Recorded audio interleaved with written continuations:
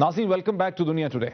Politicians और governments इतनी smart हो गई हैं कि जिस तरह से वो एलिस्टर कैम्बल मैनेजमेंट करते थे ब्रिटेन में मीडिया की, हमारे यहाँ भी मीडिया मैनेजमेंट की जा रही है। मेरे ख्याल में ये स्ट्रॉन्ग पॉसिबिलिटी है, क्योंकि लास्ट टाइम जब वो बाबर रवान वाली एक खबर थी कि वो 4 नुकाती समरी जो है वो सुप्रीम कोर्ट के लिए लॉ मिनिस्ट्री ने भेज दिया और प्राइम मिनिस्टर ने खुद से बुला के 12-14 मीडिया के लोगों को ब्रीफ किया कि ये सुबह पोजीशन लेंगे। प्राइम मिनिस्टर से खुद अपने मुंह से कह रहे थे। अब वो यूज कर रहे थे, इंफॉर्मेशन प्लांट कर रहे थे और सुबह सुप्रीम कोर्ट में डिफरेंट पोजीशन और उन्होंने कहा कि समरी तो होती है जिसे प्रेजेंट कर दिया। एक चीज तो प्राइम मिनिस्टर ने खुद मीडिया मैनेजमेंट ऑफ पाकिस्तान अगर एक स्टेटमेंट देगा और वो मोहित पीरजादा या हामिद मीर रिपोर्ट करेंगे तो आप उसको क्या कहेंगे? You are supposed to do that. आपको ब्रीफिंग के लिए बुलाया गया था, वहां चाय के लिए नहीं था बुलाया गया, तो आप उसको रिपोर्ट करेंगे। नदीम साहब, मैं सिर्फ एक जुमला लूंगी मीर साहब आपकी इजाजत से कि एक खबर है कि नोटिफिकेशन वापस लिए जाने का इम्कान, और उसके बाद एक तज्जिया है कि सुप्रीम कोर्ट पे रकीक हमले किए जा रहे हैं और उसके बाद सुप्रीम कोर्ट को नीचा दिखाया जा रहा है। सुप्रीम कोर्ट को यूं,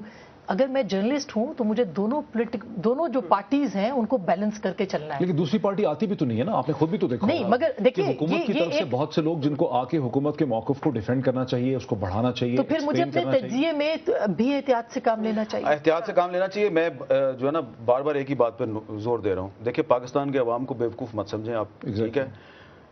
अगर मैं एक बाइस्ड वन साइड प्रोग्राम करूंगा तो कोई व्यूअर अपना 40 मिनट मेरे पे खर्च नहीं करेगा, ज़ाया नहीं करेगा। अगर मैं एक वन साइडेड कॉलम लिखूंगा, कोई आदमी 3-4 मिनट खर्च नहीं करेगा अपने मेरे पे। अगर मैं बैलेंस हूं, अगर मैं ऑब्जेक्टिविटी के साथ चल रहा हूं, अगर मैं 100% सच नहीं बोल रहा, मैं 60-70% सच बोल रहा हूं, तो व्यूअर को पता है कि इसकी 30% मजबूरी है, 70% सच बोल रहा है, तब ही वो आपको देखेगा। ये रेटिंग वेटिंग जो है ना, इस चक्कर में ना पड़ा करें, ये मेरी आप सबसे गुजारिश है। ये सारा फ्रॉड होता है। बर्बाद कर दिया मीडिया को, इस रेटिंग ने तो बर्बाद कर दिया मीडिया को। मैं 8 साल से प्रोग्राम कर रहा हूं, कभी मैंने रेटिंग को ज़हन में नहीं रखा।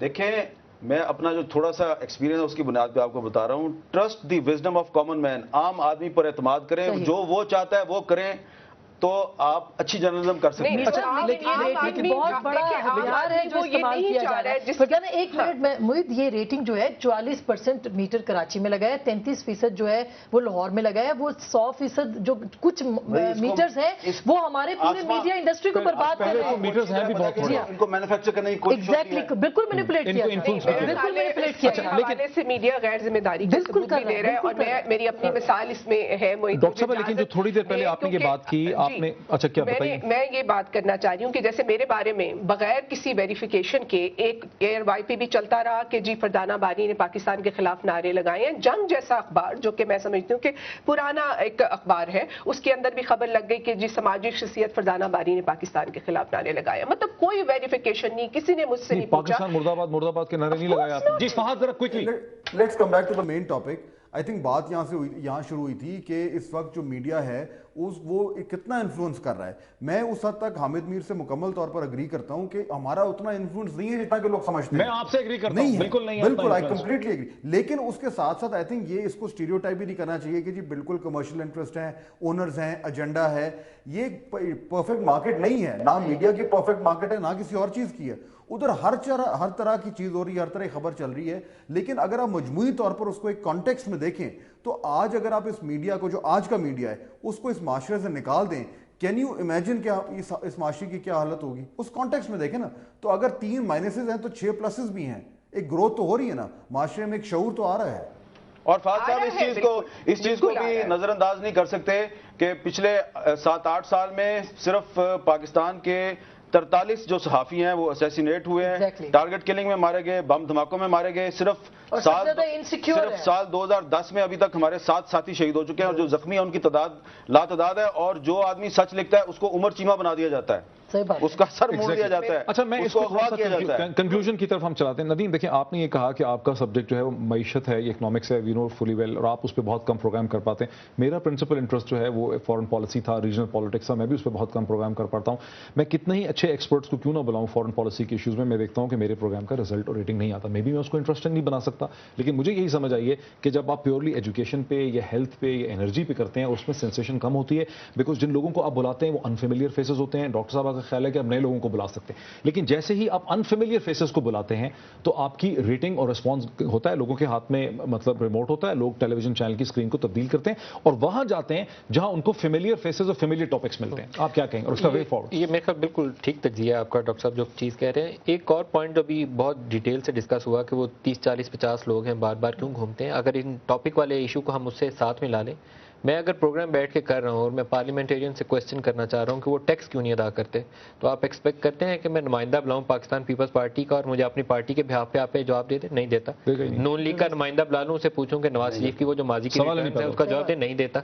ये वो लिमिटेशन है जिसमें मैं और हामिद जिंदा है, उसी में हम रह के अपना प्रोग्राम भी चला रहे हैं। ये लिमिटेशन शायद डॉक्टर फरजाना बारी को नहीं मालूम होंगी या बाहर मेरे देखने वालों को इंडस्ट्री का हिस्सा नहीं है, लेकिन मैं उसी पे बैठ के उसी चैनल पे बैठ के हम वो प्रोग्राम करें। या मिसिंग पर्सन के इश्यूज हैं, मैंने प्रोग्राम किए हैं, हामिद ने प्रोग्राम किए हैं, उस पर कितना प्रेशर होता है वो भी बता सकते हैं, मैं भी बता सकता हूँ।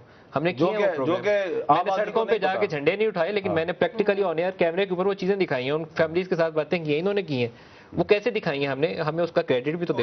क्या पब्लिक पॉलिसी इश्यूज भी हो सकते हैं जो मीडिया की ओवरऑल फेट है, उसमें पब्लिक पॉलिसी इशू भी है कि गवर्नमेंट को पॉलिसी बनानी है मीडिया के बारे में? देखिए बनेगा, लेकिन ये जो वे फॉरवर्ड की आप बात करें ना, मेरा ख्याल है दो चीजें जो होंगी आने वाली, एवोल्यूशन हो रही है ना, जैसे दो तरफ से एवोल्यूशन होगी। पहली चीज ये है कि प्रोफेशनलिज्म आने से जो हामिद बात कर रहे थे, जो कंटेंट प्रोसेसिंग है, इस टाइम हम लोग रॉ कंटेंट दे रहे हैं। आहिस्ता आहिस्ता हम जो है वो कंटेंट को प्रॉपर्ली प्रोसेस करना शुरू करेंगे। वो कंटेंट प्रोसेसिंग से उस कंटेंट में वैल्यू ऐड होगा, लोग उसको देखेंगे, पसंद करेंगे, नंबर 1। नंबर 2 जो मेरा ख्याल होगा कि मार्केट ट्रेंड्स चेंज होते हैं, लोगों का इंटरेस्ट चेंज होता है। आज वो कोई चीज पसंद कर रहे हैं, कल वो नहीं करेंगे। जो 70 की दहाई में फिल्में बनती थी, 80 की दहाई में वो चेंज हो गई थी। ये होगा इस मार्केट में, लेकिन दोनों चीजें जब चेंज होंगी तो कंटेंट प्रोसेसिंग के लिए टेलीविजन चैनल्स को ज्यादा खर्चा करना पड़ेगा, माल लगाना पड़ेगा, इन्वेस्टमेंट करनी पड़ेगी, मेहनत करनी पड़ेगी।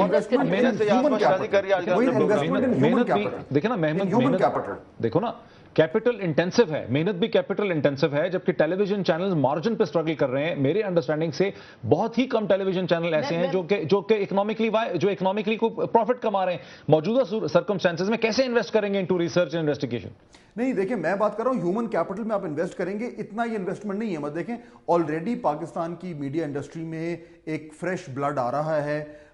वो लोग आ रहे हैं जो पहले कोई और करियर्स लेते। एक खामोश सा चेंज आ रहा है न्यूज रूम्स में। आने वाले दिनों में मार्केट की डिमांड होगी कि जी हमें मजीद सोफिस्टिकेटेड चीजें दें। अच्छा, चल वक्त बिल्कुल ही खत्म हो गया। प्रोड्यूसर, जब प्राइम टाइम आप बिल्कुल फैलाएंगे, एक्सपैंड करेंगे उसको 4 घंटों में महदूद नहीं करेंगे, फिर नए नए आइडियाज आएंगे और तब सर्वाइवल होगा उन लोगों का जो कि सहाफी हैं और जो सहाफी नहीं है। जैसा कि आपने अपना प्रोग्राम, ग्राउंड रियलिटीज बिल्कुल मेहनत कर रही है। आप देखिए इनका प्रोग्राम, स्टूडियो में बैठ के 3 गेस्ट बिठा के लड़ा देना या उनसे बात कर लेना, इससे चेंज करना। इस पे हमारे जो मालिकान हैं उनको भी सोचना चाहिए कि वो रिसोर्सेज दें कि लोग बाहर जाके ग्राउंड रियलिटीज देखें और फिर लोग फिर इंटरेस्ट पैदा होगा, फिर वो प्रोग्राम देखें।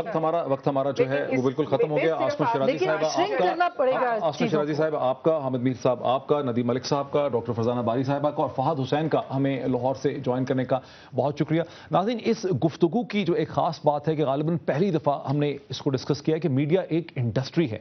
जो लोग मीडिया पे तनकीद करते हैं उन्हें मीडिया से, और यकीनन उनके एतराज़ात भी सही हैं, लेकिन उस पर यह चीज़ अक्सर इग्नोर हो जाती है कि पाकिस्तान का प्राइवेट इलेक्ट्रॉनिक मीडिया एक इंडस्ट्री है। उसके इंडस्ट्री डायनामिक्स के चैलेंजेस हैं, उन चैलेंजेस को समझना पड़ेगा। बेहतरी का अमल तभी शुरू होगा जब हम देखेंगे कि मीडिया की इकोनॉमिक्स क्या है, उसमें कमर्शियल इंटरेस्ट क्या है, क्यों है वो कमर्शियल इंटरेस्ट, पब्लिक पॉलिसी को कैसे यूज किया जा सकता है उस कमर्शियल इंटरेस्ट को कम करने के लिए और कंटेंट को और जर्नलिज्म को बहाल करने के लिए। देखते रहिए बेहतर से बेहतर तज्ज़िये के लिए दुनिया टुडे। बहुत शुक्रिया।